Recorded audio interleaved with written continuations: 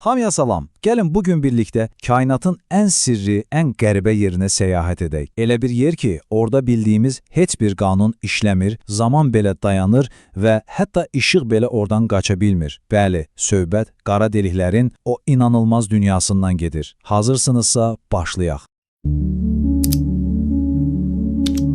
Görəsən kainatda hər şeyi, hətta zamanın özünü belə əyib bükę bilən ən güclü qüvvə nə ola bilər? Cavab, yəqin ki, təsəvvür etdiyinizdən də daha heyratamizdir. Cavabımız qara dəliklər. Onlar fəza zamanın elə bir nöqtəsidir ki, oradakı cazibə qüvvəsi o qədər inanılmazdır ki, heç nə, baxın, hətta işığın özü belə ondan canını qurtara bilmir. Onlar sadəcə bir obyekt deyil, sanki reallığın özünün çöktüyü bir yerdir. Yaxşı, gəlin birinci hissədə bu kosmik nəhənglərin nə olduğunu, onların əsas xüsusiyyətlərini anlamağa çalışaq. İndi isə ikinci hissəyə keçirik. Bir sual yaranır.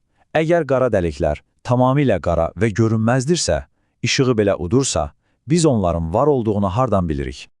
Məsələ də elə budur ki, biz qara dəliyin birbaşa özünü görmürük. Biz onun ətrafına olan təsirini görürük.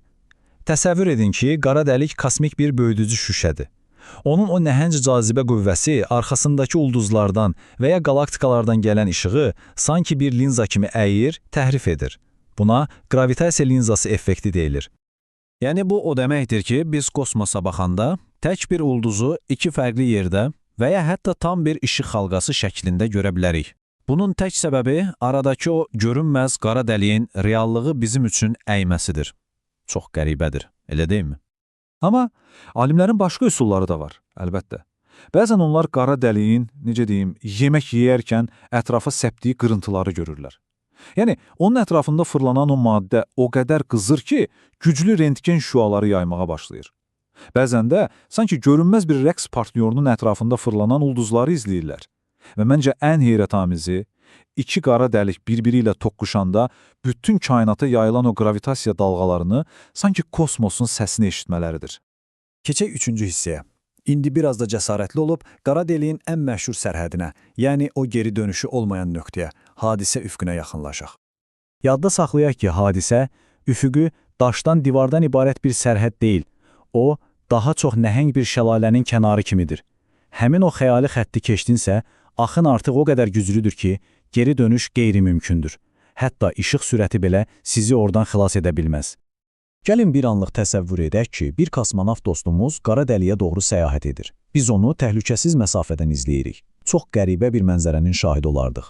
Dostumuz getdikcə yavaşlayar, çünki qara dəliyin cazibə qüvvəsi onun zamanını bizim zamanımıza görə ləngidir. Ondan əks olunan işıq cazibə qüvvəsindən qaçmaq üçün enerji itirdikcə qırmızılaşar və nəhayət o, üfüqün düz kənarında sanki donub qalar və yavaş-yavaş gözümüzün önündə yox olar. Doğrudan da bu bənzətmə vəziyyətində əla izah edir. O nöqtəni keçdinizsə, artıq mübarizə bitdi. Fəza zamanın özü sizi bir lent kimi yalnız bir istiqamətə, düz qara dəliyin ürəyinə doğru qarşısı alınmaz bir güclə çəkib aparır. Yaxşı, dördüncü hissədə gəlin biraz da irəli gedək. Bəs o geri dönüşü olmayan nöqtəni keçsək nə baş verər? Üfüqün arxasında bizi nə gözləyir? Qara dəliyin tam mərkəzində singulyarlıq deyilən bir şey var. Təsəvvür edin ki, nəhəng bir dağın bütün kütləsi bir iynənin ucuna sıxışdırılıb.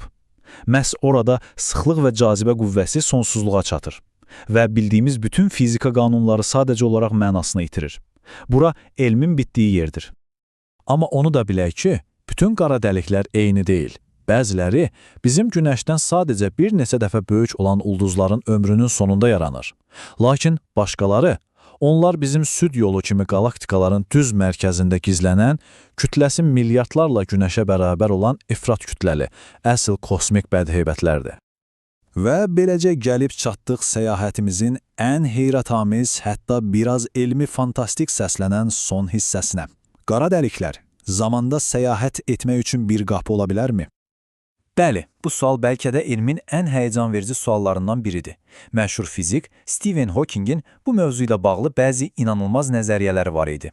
Gəlin, indi onlara nəzər salaq. Deməli, Hawkingə görə nəzəri olaraq 3 yol mümkündür. Birincisi, fəza zamanda qısa yol yaradan soxulcan dəlikləri. İkincisi, bir qara dəliyin ətrafında dövrə vurmaq.